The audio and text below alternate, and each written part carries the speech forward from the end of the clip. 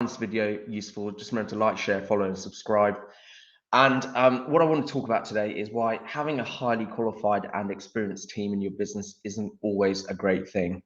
So, in many instances, I will say, by the way, it is really good to have highly experienced and qualified people, but quite often businesses use those highly qualified and experienced people in the wrong way. And what that does is it covers up issues in the business that then come out later on. And that's what I want to cover today. So, if you think about it, a lot of the time, when a business has really good people in the business, people who can use their initiative, who are really well trained, really well qualified and experienced, then that can be a really good thing, because the business owner, it means that the business owner can step away from a lot of the minor or a moderate decision making, and that means that business owner can then work on the business. So that's a really good thing. But what often happens is, because you've got all these great people in the business, then the business owner essentially doesn't focus on the processes, because the processes in a business really are far more beneficial to more junior members of staff.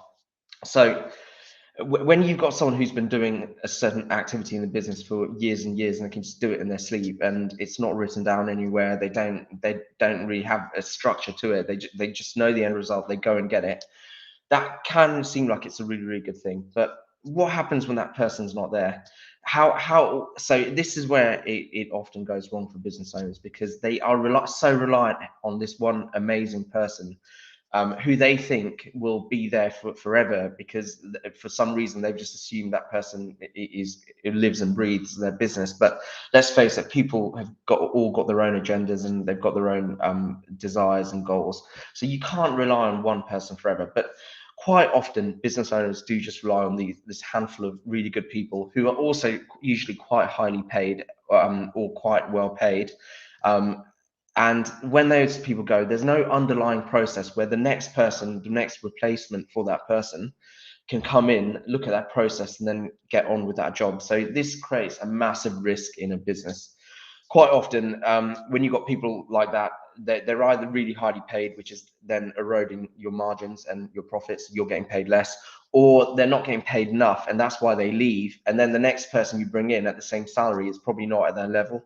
And that's why you need the really good processes. So, you know what, in general, if you use highly qualified and experienced people in the right way, so the way you want to use these people in a business is, when you do have them, it's great to have those people in business, but the way you really want to use these people is not to do the day-to-day running of a business. When you've got people like that who know the business inside out, what you want to do is get them to do a brain dump onto a piece of paper or a video, or any way to capture the way they consistently do an activity. You want them to be creating checklists, then following those checklists and processes themselves.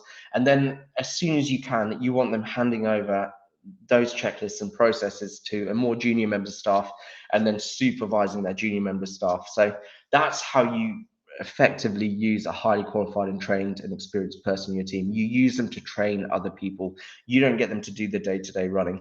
And one of the biggest tools in helping them train other people is your processes and your checklists. So that's what I really wanted to cover today, because I see a lot of businesses that are so reliant on these people, and those people go, and then those businesses are completely screwed, and often those businesses fail. So it can be just by utilizing those people in the right way, working on the basis that they're not going to be there forever, and trying to simplify and structure everything they do, you can actually really benefit from their experience in a way that will last a long time after they've gone. So what I'd like to do is I just invite you to our next quarterly planning day. It's on the 22nd of June. If you are interested in that, then get in touch, and we'll talk about how it works, and how you'll benefit from it. So and I'll see you at the next video, and have a great weekend.